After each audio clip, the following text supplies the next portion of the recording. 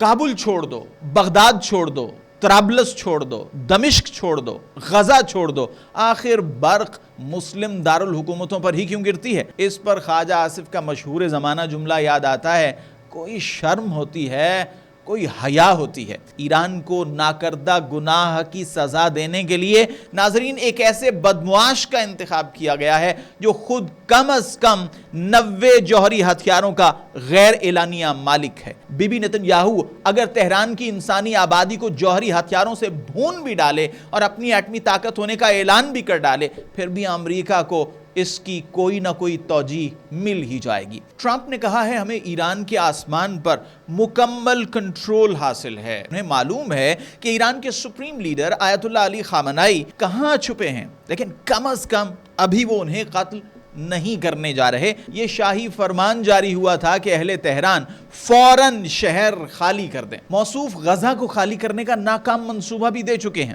Donald Trump ہیں کہ 17,000 سے زائد بچوں کے قاتل ملک اور اس کے جنگی مجرم وزیر اعظم نتن یاہو کی ہاں میں ہاں ملاتے دکھائی دیتے ہیں۔